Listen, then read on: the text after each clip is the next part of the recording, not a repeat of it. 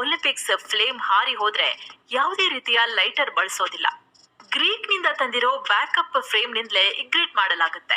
ಇತಿಹಾಸದಲ್ಲಿ ಪೆಡಿಪ್ರೈಡ್ಸ್ ಅನ್ನೋ ಗ್ರೀಕ್ ಸೈನಿಕ ಮ್ಯಾರಥಾನ್ ಅನ್ನೋ ಸ್ಥಳದಿಂದ ಅಥೆನ್ಸ್ಗೆ ಓಡಿದ್ದರ ಅಂಗವಾಗಿ 1896ರಲ್ಲಿ ಮ್ಯಾರಥಾನ್ ರನ್ನಿಂಗ್ ಶುರುವಾಯಿತು. ಈತ ಮೊದಲು ಪರ್ಷಿಯಾ ವಿರುದ್ಧದ ಯುದ್ಧದಲ್ಲಿ ಹೆಲ್ಪ್ ಕೇಳೋಕಂತ ಮ್ಯಾರಥಾನ್ನಿಂದ ಸ್ಪಾರ್ತಾಗೆ ಓಡಿದ್ದ. 2 ದಿನದಲ್ಲಿ 240 ಕಿಲೋಮೀಟರ್ ಹೆಲ್ಪ್ ತಗೊಂಡು ಮತ್ತೆ ವಾಪಸ್ ಮ್ಯಾರಥಾನ್ಗೆ ಓಡಿ ಬರ್ತಾನೆ. ಕೊನೆಗೆ ಗ್ರೀಕರು ಯುದ್ಧ ಗೆದ್ಮೇಲೆ ಮತ್ತೆ 40 ಕಿಲೋಮೀಟರ್ ಅಥೆನ್ಸ್ಗೆ ಓಡಿ ನಿಕೋಮೆನ್ ಅಂದ್ರೆ ನಾವು ಗೆದ್ವಿ ಅಂತೇಳಿ ಅಲ್ಲೇ ಕುಸಿದು ಬಿದ್ದು ಸತ್ತ ಅಂತ ಹೇಳಲಾಗುತ್ತೆ. ಇನ್ನು ಪ್ರಾಚೀನ ಒಲಿಂಪಿಕ್ಸ್ ನಲ್ಲಿ ಅಥ್ಲೆಟ್ಗಳು ಸ್ಪಾನ್ಸರ್ಶಿಪ್, ಪ್ರೊಟೆಕ್ಷನ್ ಹಾಗೂ ಫ್ಯಾಷನ್ ಬಗ್ಗೆ ತಲೆ ಕೆಡಿಸಿಕೊಳ್ತಿರ್ಲಿಲ್ಲ. ಹುಟ್ಟು ಬಟ್ಟೆಯಲ್ಲೇ ಸ್ಪರ್ಧೆಗೆ ಇಳಿತಿದ್ರು. ಸಂಗೀತ, ಚಿತ್ರಕಲೆ, ಶಿಲ್ಪಕಲೆಗಳ ಕಾಂಪಿಟೇಷನ್ ಇತ್ತು. 1921ರಿಂದ 1948ರವರೆಗೆ ಒಲಿಂಪಿಕ್ಸ್ ನಲ್ಲಿ ಆರ್ಟಿಸ್ಟ್ಗಳು ಭಾಗವಹಿಸ್ತಿದ್ರು. ಪೇಂಟಿಂಗ್, ಶಿಲ್ಪಕಲೆ, ಆರ್ಕಿಟೆಕ್ಚರ್, ಬರಹಗಾರರು, ಸಂಗೀತಗಾರರು ಭಾಗವಹಿಸ್ತಿದ್ರು. 1948ರಿಂದಲೇ ಆರ್ಟಿಸ್ಟ್ಗಳ ಕ್ರೀಡಾಕೂಟ ನಿಲ್ಸಿದ್ರು.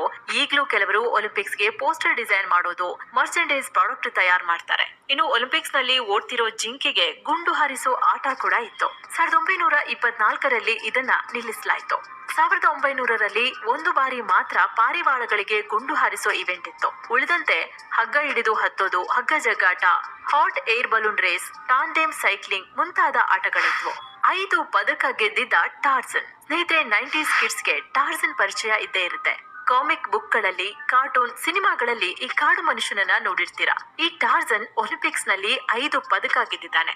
ಎಸ್, ಹಾಲಿವುಡ್ ನಲ್ಲಿ 12 ಟಾರ್ಜನ್ ಸಿನಿಮಾಗಳಲ್ಲಿ ಆಕ್ಟ್ ಮಾಡಿದ್ದ ಜಾನಿ ವೀಸ್ ಮುಲ್ಲರ್ ಮೊದಲು ಒಬ್ಬ ಅಥ್ಲೇಟ್ ಆಗಿದ್ರು. ಸಿನಿಮಾ ಕ್ಷೇತ್ರಕ್ಕೆ ಹೋಗೋಕೆ ಮುಂಚೆ 1920ರ ದಶಕದಲ್ಲಿ ಸ್ವಿಮ್ಮಿಂಗ್ ನಲ್ಲಿ ಸುಮಾರು 5 ಪದಕ ಗೆದ್ದಿದ್ರು. ಸ್ನೇಹಿತರೆ, ಒಲಿಂಪಿಕ್ಸ್ ಧ್ವಜವನ್ನ ಎಲ್ಲಾ ದೇಶಗಳನ್ನು ಒಳಗೊಳ್ಳುವಂತೆ ಡಿಸೈನ್ ಮಾಡಲಾಗಿದೆ. ವೈಟ್ ಬ್ಯಾಕ್ ಡ್ರಾಪ್ ನಲ್ಲಿ ನೀಲಿ, ಕಪ್ಪು, ಕೆಂಪು, ಹಳದಿ ಹಾಗೂ ಹಸಿರು ಬಣ್ಣದ ರಿಂಗ್ಗಳಿವೆ. ಒಲಿಂಪಿಕ್ಸ್ ನಲ್ಲಿ ಭಾಗವಹಿಸೋ ದೇಶಗಳ ಧ್ವಜದಲ್ಲಿ ಈ 6 ಬಣ್ಣಗಳ ಪೈಕಿ ಯಾವುದಾದ್ರೂ ಒಂದಿರುತ್ತೆ. ಹಾಗಾಗಿ ಎಲ್ಲಾ ದೇಶಗಳಿಗೂ ಈ ಧ್ವಜದಲ್ಲಿ ರೆಪ್ರೆಸೆಂಟೇಷನ್ ಇದೆ. ಇನ್ನು ರಿಂಗ್ಗಳು ಒಂದಕ್ಕೊಂದು ಕೂಡಿಕೊಂಡಿರೋದು ಅಂತಾರಾಷ್ಟ್ರೀಯ ಸಹಕಾರ, ಜಗತ್ತಿನ ಮೂಲೆ ಮೂಲೆಗಳಿಂದ ಅಥ್ಲೀಟ್ಗಳು ಒಟ್ಟಿಗೆ ಸೇರೋದನ್ನ ಸೂಚಿಸುತ್ತೆ.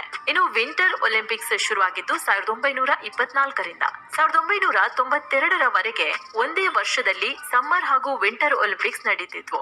ಈಗ ಸಮ್ಮರ್ ಒಲಿಂಪಿಕ್ಸ್